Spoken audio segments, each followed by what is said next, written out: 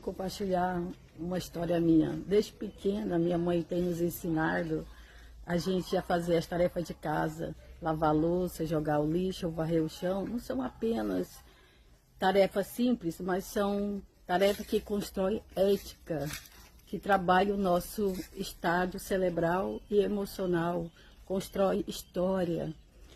Nossa mãe sempre tem nos ensinado ensinamentos que valem ouro, ouro e prata, que são construídos desde a infância, nos fortalecendo, nos ensinando a sermos fortes para os dias difíceis. Minha mãe era analfabeta, mas hoje ela já ensina, aprendeu muita coisa, lendo a Bíblia com ela aprendeu muita coisa.